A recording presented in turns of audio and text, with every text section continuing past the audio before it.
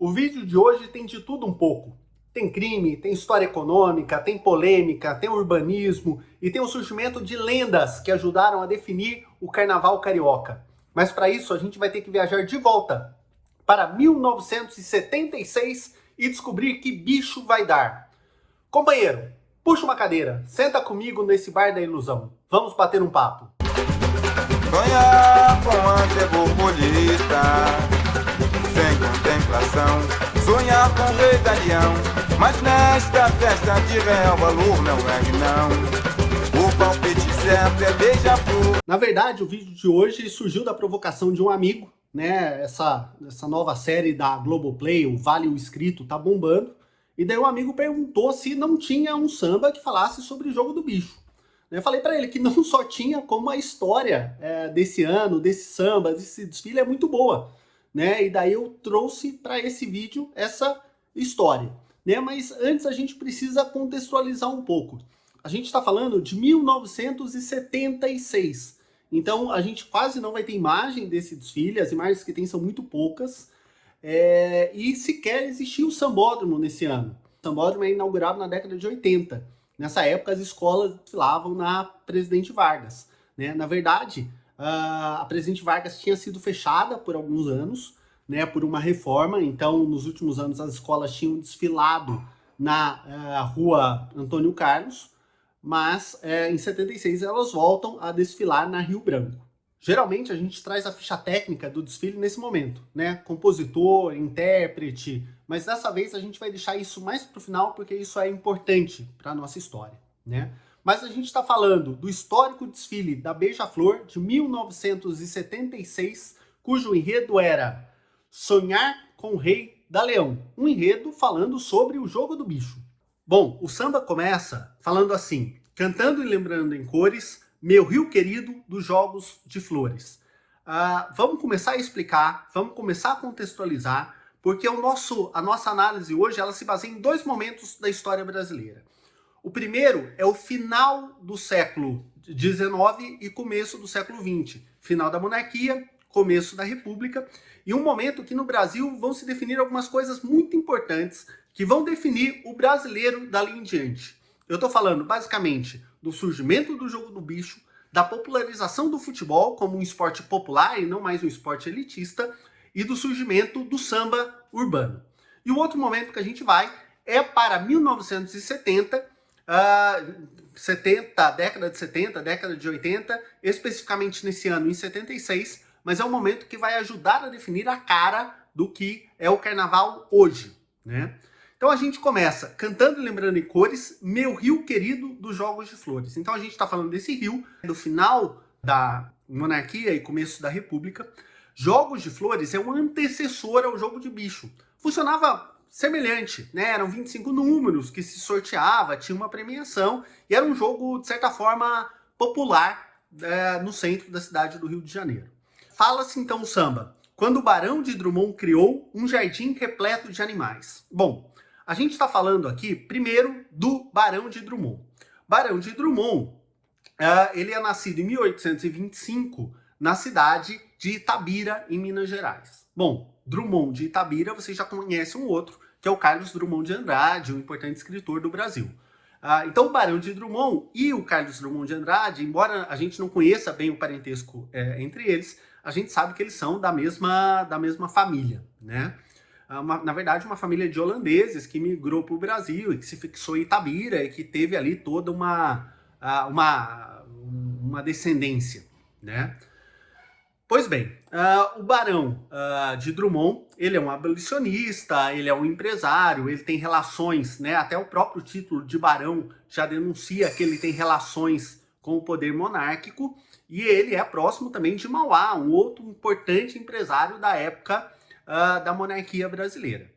E ele chega no Rio de Janeiro e ele funda a Vila Isabel, o bairro da Vila Isabel, né? Então a gente está falando do primeiro bairro planejado do Rio de Janeiro, e esse bairro tinha um negócio que hoje a gente chama de âncora, né? O que é uma âncora? A âncora dentro do empreendimento, é aquele item que você traz que vai ajudar a desenvolver o restante do empreendimento, né?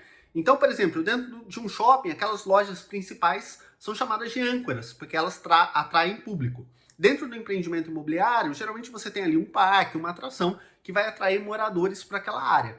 E o Barão de Drummond cria o zoológico como uma âncora do bairro de Vila Isabel que ele estava desenvolvendo, né? Bom, tem algumas curiosidades sobre a Vila Isabel que é legal de falar, né? Primeiro que ela foi inaugurada em 1872, né? Ainda, portanto, na época da monarquia. A inspiração dela era inteirinha no urbanismo parisiense, tanto que ela tem ali boulevards, né? A arquitetura inspirada em Paris. O nome das ruas faziam referência à causa abolicionista defendida pelo Barão de Drummond, né? Então, por exemplo, tem a rua Princesa Isabel, o boulevard chama Boulevard 28 de Setembro, que é uma referência à data de promulgação da lei do ventre livre, né? Ele criou o zoológico ali, o zoológico ainda existe, né? Hoje é o Bioparque, que ele foi concedido para iniciativa privada, foi reformado e reinaugurado em 2021, mas na época ele surge como um atrativo para aquele novo bairro que estava surgindo. Bom, e aí o samba segue, né, falando que então lançou um sorteio popular e para ganhar 20 mil réis com 10 tostões, o povo começou a imaginar. Bom, então a gente está falando de um parque que foi criado ainda na época da monarquia, mas logo depois a monarquia cai, é proclamada a república. E o parque, esse zoológico, recebia dinheiro do governo federal, mas a partir do momento que cai a monarquia, esse dinheiro para de correr para o parque, né? O segundo ponto é que nesse momento há a crise do encilhamento, né? O que é isso? Bom, basicamente, vamos lembrar, né? A escravidão havia acabado de ser abolida e a república havia acabado de ser proclamada. Então a gente está numa época no Brasil que muita coisa está mudando e começa a faltar moeda circulante, né? Imagina assim, as fazendas tinham funcionários que eram escravos, então não eram pagos. Agora os funcionários são livres e são assalariados. Eles precisam ser pagos e em dinheiro. Não tinha dinheiro, né? Então isso começa a gerar um problema dentro do Brasil. Nesse momento a gente está com Deodoro da Fonseca como presidente e Deodoro percebe que ele precisa emitir mais papel moeda, né? Então ele autoriza alguns bancos a emitir. No primeiro momento isso é insuficiente, ele tem que autorizar mais bancos a emitir moeda e daí ocorre o efeito oposto. Em vez de haver pouca moeda, começa a haver muita moeda, né? Tem dois efeitos que são relevantes. O primeiro é uma alta inflação, né? A gente sabe que quando a gente aumenta a quantidade de moeda circulante, aumenta o efeito inflacionário. E o segundo é que com muito dinheiro disponível, muitas pessoas vão para a Bolsa de Valores e começa a investir dinheiro em empresas listadas na Bolsa de Valores e essas empresas começam a disparar. Muita gente olha para isso e, querendo pegar esse dinheiro, criam empresas que na verdade são empresas de fachadas, listam essas empresas na bolsa, pegam o dinheiro de todo mundo, finge uma quebra da empresa e desaparece com o dinheiro, né? Então, existe isso nesse momento, isso na verdade aprofunda a crise, né? Muitas empresas já são falsas, já são criadas para quebrar, outras empresas que seriam beneficiadas com esse dinheiro a mais, na verdade, elas acabam não tendo dinheiro, que esse dinheiro vai para empresas fantasmas. Então, isso cria uma crise generalizada no país, né? E essa crise é sentida ali no zoológico do Barão de Drummond. Então, um sócio do Barão de Drummond, Manuel Zevada, um mexicano, né? Ele tem a ideia de pegar aquele jogo das flores que já existia ali no centro do Rio de Janeiro e adaptar ele para o zoológico, né? Então, ele dá essa ideia para o Barão compra essa ideia, ele vai até a Câmara Municipal e pede autorização para funcionar um jogo dentro do zoológico que ajudasse a financiar o zoológico. Isso é autorizado, né? Ele, até no pedido dele, ele fala que esse jogo seria fiscalizado pela polícia, então tem toda uma base legal de surgimento para esse jogo, né? E o jogo é autorizado a funcionar dentro do zoológico.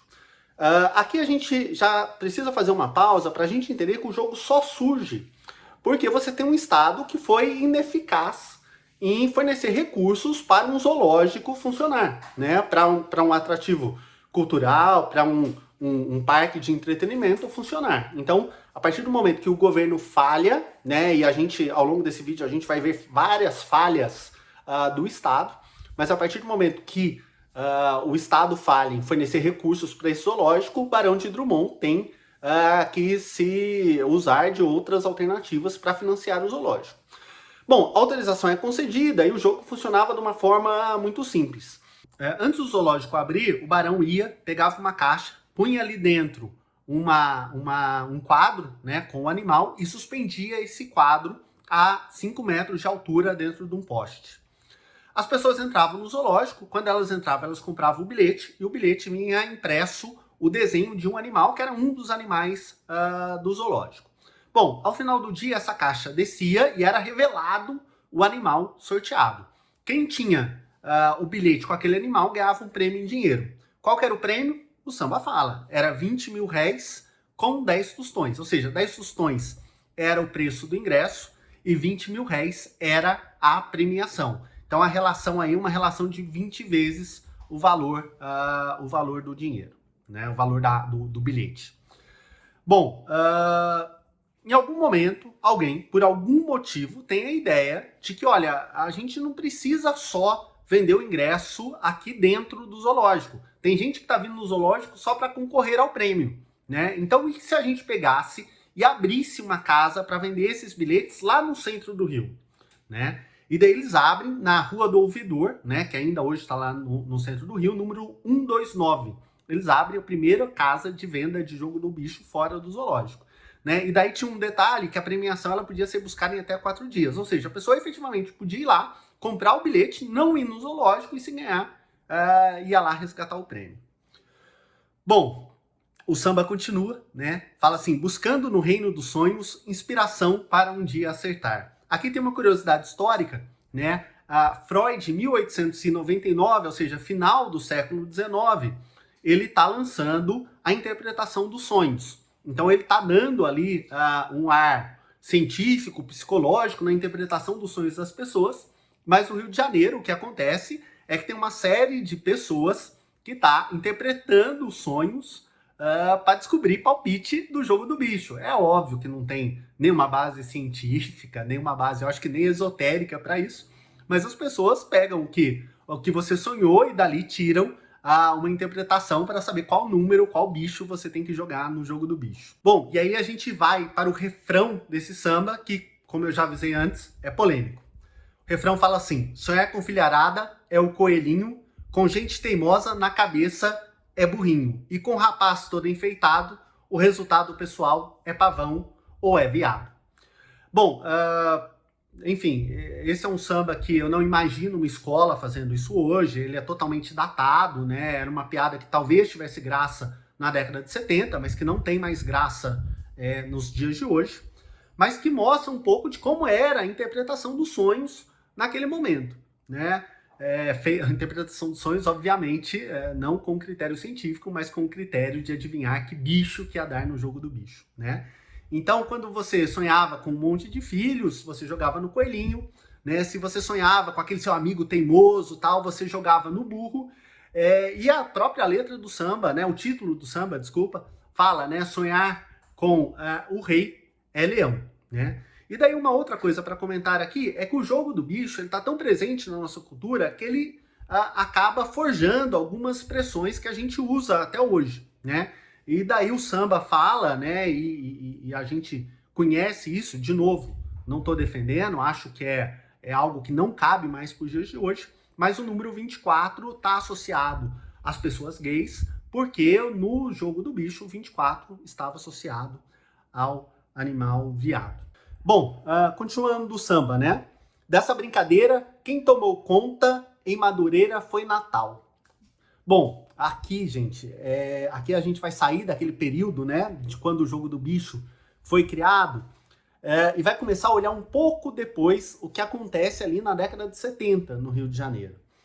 Esse samba ele não tá por acaso na Beija-Flor nesse ano. Esse samba vem num contexto muito específico, de uma história muito específica da escola, do Carnaval do Rio, e que, de novo, vai definir o que vai acontecer no Carnaval do Rio de lá até aqui, né? Bom, ele está falando que quem tomou conta é em Madureira. Madureira é o quê? Madureira é um bairro no Rio. E o Natal, que ele fala, é Natal da Portela. Na verdade, o nome Natal da Portela é Natalino José do Nascimento. E ele, desde muito novo, tem contato muito forte com o samba. Né? O pai dele promovia ali na casa dele diversas rodas de samba, então ele conhece as pessoas, conhece o meio, né? Mas ele trabalhava na Central do Brasil, na estação ferroviária. E ele tem um acidente com um trem e ele perde um braço nesse acidente. E a companhia da Central do Brasil dispensa ele. Fala, olha, você não pode mais trabalhar aqui sem um braço. E aqui tem uma segunda crítica, né? O funcionário perdeu um braço trabalhando e daí ele é dispensado, ele não serve mais para trabalhar ali. E a partir desse momento ele fica incapacitado de trabalhar, ele não consegue outro emprego e surge para ele a oportunidade de ser o que a gente chama de apontador do jogo do bicho, né? O que é o apontador? Apontador é o nível mais baixo da hierarquia do jogo do bicho, né? Então é aquele cara que fica ali na pracinha, que fica ali no boteco, que fica ali num lugar de movimentação, pegando os palpites e fazendo o jogo do bicho, né? E aqui de novo cabe uma crítica social, né? O jogo do bicho, isso diversos momentos isso surgiu como defesa do jogo do bicho, como defesa da instituição, como defesa das pessoas no jogo do bicho, porque ele dá emprego para gente que de outra forma não conseguiria outro emprego, né? Então pessoas que estão incapacitadas, que estão idosas, que não têm qualificação, elas conseguiam no jogo do bicho um sustento que elas não conseguiriam em outro lugar. E esse foi exatamente o caso do Natal da Portela, né? O Natal cresce no jogo do bicho, ele começa como apontador, mas depois ele vira gerente e por fim ele vira o banqueiro do jogo do bicho, né? Então o banqueiro é, né, na hierarquia do jogo do bicho, o nível mais alto. Então é a pessoa que banca as apostas mais altas, é a pessoa que faz funcionar quem está ligado a ele ali para baixo. Então o Natal sobe nessa hierarquia do jogo do bicho. E o samba, né? O samba fala, foi Natal, o bom Natal. E por que o bom Natal? Porque Natal tem o tempo todo um trabalho social no bairro de Madureira, né? Então, por exemplo, ele é muito famoso pelos enterros que ele fazia. Então, pessoas pobres faleciam, ele ia, pagava o enterro, né? Dizem que ele tinha até uma conta aberta na funerária, né? Então, fulano morreu, não, passa lá na funerária, pode mandar enterrar por minha conta, fala que o Natal mandou pagar, né? Então, era um serviço social que ele fazia ali que dava para ele esse ar de bom Natal, né? O samba fala, consagrando sua escola na tradição do carnaval. Bom, o que acontece? A gente tem, assim como a gente tem o Natal da Portela, e o Natal, embora sempre ligado à Portela, ele nunca foi compositor. O Natal nunca escreveu um samba na vida dele, né? Mas o Paulo da Portela, sim. O Paulo da Portela é um dos fundadores da escola, né? Sambista, mais que consagrado. Mas o Paulo morre, né? E a hora que o Paulo morre, o Natal da Portela, sentido com a morte do amigo, ele resolve investir na Portela, né? Resolve colocar grana naquela escola de samba do bairro ali de Madureira. Bom, por que isso está no samba, né? Por que o samba está contando dessa história? Por que o samba está trazendo a figura de Natal, o investimento que Natal fez na Portela? Bom, a gente precisa entender o momento do Rio de Janeiro, na década de 70, que foi quando esse samba foi composto, né? O jogo do bicho, ele sempre foi um jogo ilegal, né? Ele surge, na verdade, ali no zoológico de forma legal, mas 2 semanas depois que ele começa a operar, tem um relatório da polícia. O relatório fala, olha, a gente autorizou, o jogo não é ilegal, mas tá um problema, porque era um jogo que era para financiar o zoológico, mas ele virou jogo de azar, as pessoas estão indo no zoológico só para apostar no jogo, né? Então, e daí desse momento em diante, o jogo vive momentos de aceitação, momentos de combate, momentos em que ele é permitido, momentos que ele é proibido, né? Até que em 1941 ele é efetivamente proibido, né? É importante ressaltar que, assim, embora o jogo sempre tivesse sido proibido nesse período histórico como um todo, diversas loterias e jogos existiam, né? Então, corrida de cavalo, o jogo das flores, enfim. Mas o jogo do bicho, ele foi combatido como nenhum outro, né? A corrida de cavalo sempre existiu, continua existindo até hoje e não é proibida, por exemplo. Mas o jogo do bicho era. Um negócio que alguns historiadores apontam é que o jogo do bicho foi combatido e proibido justamente por ser um jogo da camada popular, né? Um jogo para pobres, né? E até uma característica do jogo do bicho é que o jogo do bicho não tem aposta mínima. Se você chegar com R$1, 50 centavos, 25 centavos, você joga, né? Então, por ser um jogo de camada mais popular, ele foi proibido no momento que no Rio de Janeiro existiam outras diversas loterias e jogos e tudo mais, né? Mas o fato é, o jogo proibido, mas não deixa de existir. E não deixando de existir, ele vai para a ilegalidade e começa a se associar com outros tipos de crime. Então existia no Rio de Janeiro, na década de 70, uma verdadeira briga entre regiões da cidade, entre comandantes do jogo de bicho em diversos bairros do município. Até que em 1970, essa galera se reúne, né? E isso é mostrado muito bem no documentário, né, Vale o Escrito, e o capitão Guimarães, que nessa época é um dos estruturadores, né, do jogo do bicho, um dos banqueiros, ele resolve dividir a cidade adequadamente de forma a evitar briga. Então assim, o seu bairro é esse, o seu é aquele, você vai atuar ali, né, e daí você termina a guerra do jogo do bicho. Mas existe uma outra questão, que é uma questão de imagem, né? Esses banqueiros, eles eram associados à imagem de criminalidade, né? E o jogo do bicho, embora fosse proibido, ele não é considerado um crime, ele é considerado uma contravenção penal, né? Então, ou seja, algo que é ilegal, mas que não tem o mesmo peso, não tem a mesma problemática de um crime. E nesse processo de divisão das áreas do jogo do bicho no Rio de Janeiro, é criada a cúpula do jogo do bicho em 1971. Isso também vai de um processo histórico do Brasil, porque em 1970 o Brasil ganha a Copa do Mundo, né? Isso, a gente vive nessa época o governo militar, então isso é louvado, né, como um grande êxito do país. E se tem uma coisa que todo brasileiro é técnico de futebol. Então nessa época se lança a loteria esportiva, e na loteria esportiva você aposta ali no resultado dos jogos, e isso tira muito o cliente do jogo do bicho, né? Então aquelas pessoas que estavam acostumadas a apostar no jogo do bicho, elas começam a apostar na loteria esportiva. E daí os banqueiros do jogo do bicho percebem que eles estão tendo um desfalque financeiro e que eles ainda estão mantendo essa briga por território. E daí o capitão Guimarães, né, isso o documentário Vale o Escrito mostra muito bem, ele organiza uma cúpula, né, e cria uma divisão dos territórios do Rio de Janeiro, encerrando, pelo menos por um bom tempo, essa disputa por territórios dentro da cidade. E além de organizar essa divisão do jogo do bicho na cidade do Rio de Janeiro, esse pessoal organiza um processo de lavagem, de limpeza da imagem para tentar se desassociar do crime, né? Isso vai através de serviços sociais, doação de dinheiro, como já fazia Natal, mas vai também, como já fazia Natal, no investimento forte nas escolas de samba, né? Então, nesse momento, você tem o surgimento dos patronos, né? Eles surgem como patronos, alguns se tornam presidente das escolas de samba, mas investindo pesadamente nas escolas, né?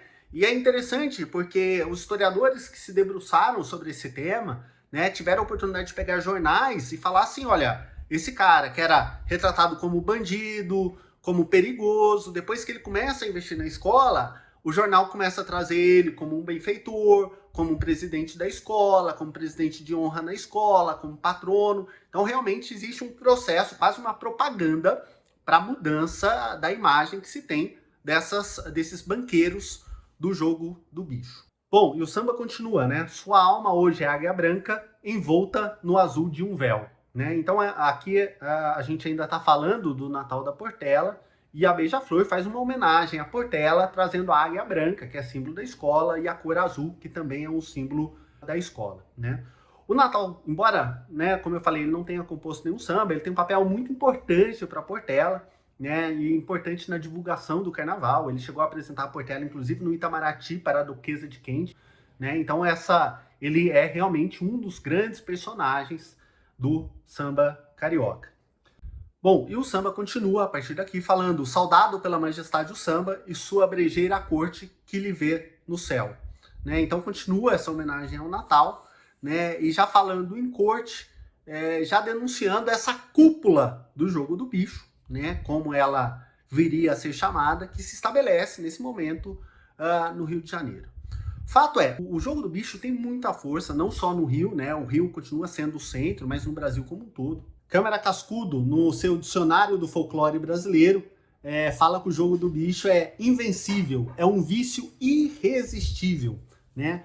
O Gilberto Freire, no livro Ordem e Progresso, fala que o jogo do bicho é a única instituição capaz de unir diversas classes sem distinção nesse início da República. Né? E daí tem até aquela história que a empregada doméstica ia lá fazer a fezinha no bicho, a patroa virava e falava: não, leva meu dinheiro, joga lá para mim também. Né? Então o jogo do bicho ele acaba perpassando, né, diversas classes populares, acaba entrando no cotidiano, nas expressões das pessoas, né? E o samba tá ali realmente marcando esse momento de exaltação do jogo do bicho, né? Exaltação. Veja que nessa época também, né? A gente está falando de 1976, a gente está no meio da ditadura, a gente está falando de uma contravenção penal, né? E mesmo assim a Beija-Flor, num ato até subversivo, vem falando do jogo do bicho e ressaltando o jogo do bicho. É óbvio que usando a figura querida do Natal da Portela, né? Mas mostrando a força que tinha e ainda tem esse jogo. Bom, e dessa ligação que então surge entre os bicheiros e as escolas de samba, surge também a Liesa, a Liga das Escolas de Samba, que começa a organizar o carnaval das principais escolas do Rio de Janeiro, né? E também é, de certa forma, responsável por transformar o desfile das escolas de samba no que hoje é considerado o maior espetáculo da Terra. Né? O samba continua, depois numa outra parte, fala assim: sonhar com o anjo é borboleta, sem contemplação, sonhar com o rei da leão, mas nessa festa de real valor não erre não, o palpite certo é beija-flor. Bom, aqui tem algumas curiosidades, né? Eu já falei em outro momento aqui do samba, de como o jogo do bicho forjou algumas expressões que a gente usa hoje. Uma das expressões forjadas pelo jogo do bicho é o Deu Zebra. Né? O que é Deu Zebra? Deu Zebra é quando dá um resultado inesperado no jogo, né? Então, um jogo de futebol, aquele time que ninguém esperava derrota o super campeão, né? Então a gente fala: deu zebra. E isso surge do jogo do bicho. Por quê? Porque zebra era um animal que não tinha no jogo, né? Então assim, olha, deu zebra significa deu o resultado mais inesperado possível, né? E em 1976, gente, deu zebra, porque deu beija-flor na cabeça, ganhando o desfile daquele ano. Isso era a primeira vez, desde 1939, que uma escola que não era uma das 4 grandes ganhava o Carnaval do Rio. Quem eram as 4 grandes? Era Mangueira, Salgueiro, Império Serrano e Portela. Tinham ganho todos os títulos desde 1979. A Beija-Flor era uma estreante, era o 3º desfile dela no grupo especial. E ela ganhou o título com esse enredo. Eu não trouxe a ficha técnica porque eu deixei para trazer ela nesse momento, porque eu preciso ressaltar a importância dessas pessoas que fizeram esse desfile histórico, né? Que fizeram esse desfile tão importante, que ajudaram mesmo a definir a cara do carnaval carioca dali em diante, né? Como a gente está falando do jogo do bicho, eu preciso ressaltar a figura dos irmãos Nelson e Anísio Abrão Davi, que eram os patronos da Beija-Flor nesse ano, que injetaram dinheiro na escola para que a escola pudesse fazer esse desfile, né? Mas os personagens mais importantes, obviamente, não são eles. O primeiro personagem é Joãozinho 30. Joãozinho 30 nasceu em São Luís do Maranhão em 1933, era um dançarino, veio para o Rio de Janeiro na esperança de fazer dança clássica, mas começa a trabalhar no Salgueiro, né, como segurança da escola, e depois ele acaba sendo promovido, depois de alguns anos, a carnavalesco da escola. No Salgueiro ele ganha 2 títulos, em 74 e em 75. Só que em 76, e daí ele mesmo conta isso em entrevista, né? Ele fala, olha, em 2 anos no Salgueiro, eu vi uma pessoa, né, uma criança que era percussionista se transformar no personagem mais perigoso do bairro, né, envolvido com a criminalidade e tal. E ele sentia a necessidade de promover um trabalho social.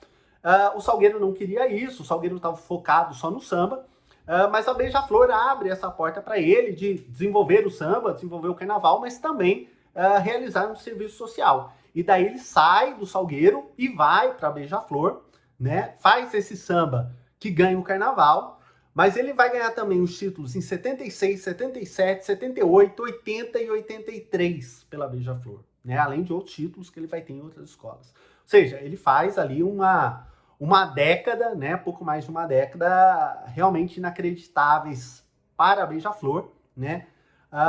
E para ele, né? Ele marcou o desfile das escolas de samba porque ele sempre trouxe carros muito grandes, trouxe muito brilho, trouxe muito luxo, né? Tem sambas, tem anos que ele trabalhou com materiais recicláveis, enfim, tem muita coisa para falar com o Joãozinho 30.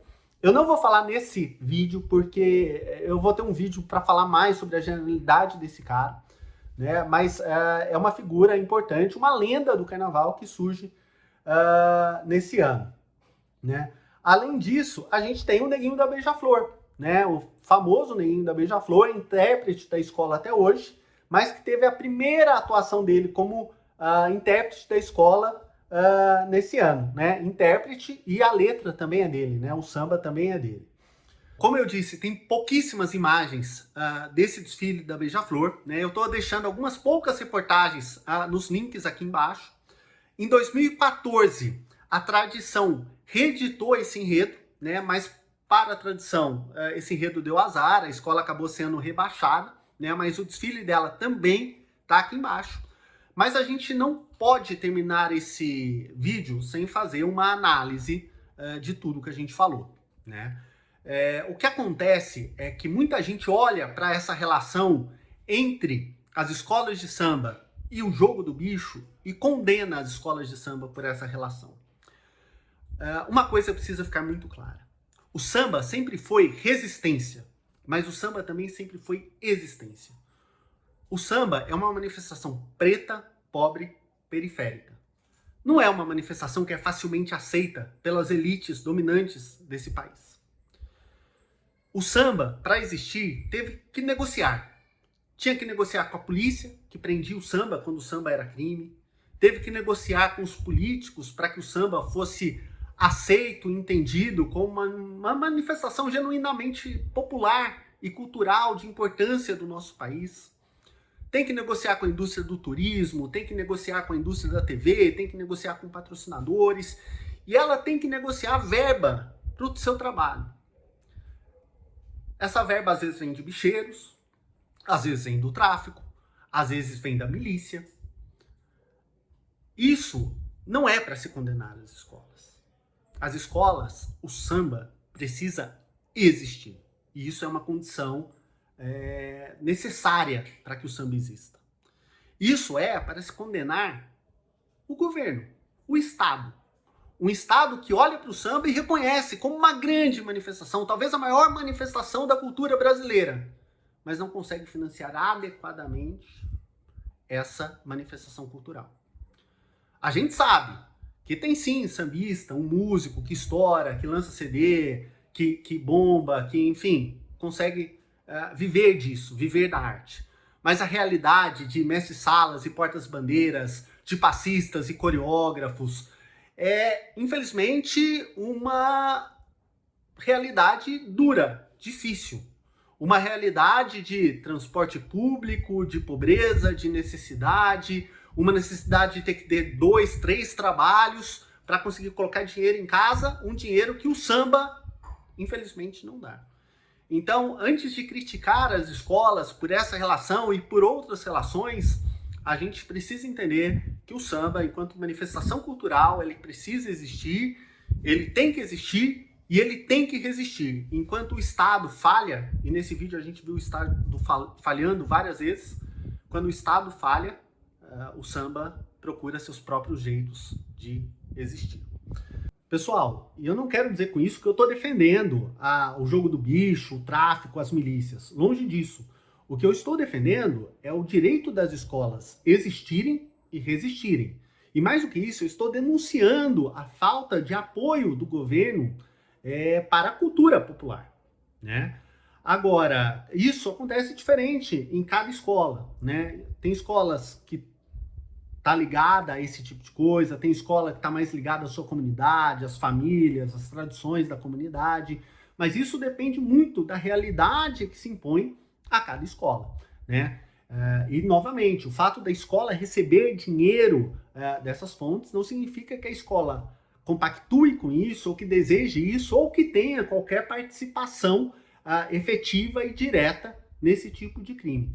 Então, esse é um disclaimer que é importante fazer, né, para que a gente entenda também um pouco dessa realidade, né? A gente tem que entender que é muito fácil para a gente criticar o samba, criticar as escolas de samba por estar relacionada com essa realidade criminosa, com essa realidade violenta, mas o samba é e sempre foi, historicamente, um grande alvo da violência e da criminalidade. Muitas vezes ele próprio considerado como um crime.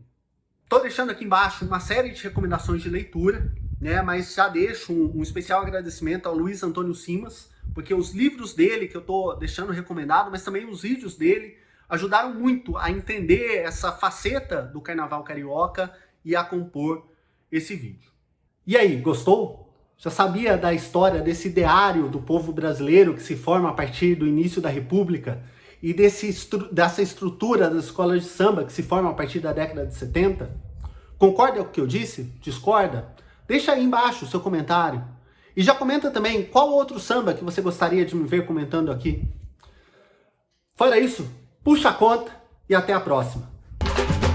Sonhar com ante borboleta, sem contemplação, sonhar com o rei da leão, mas nesta festa de real valor não é não. O palpite certo é beija-flor, beija-flor.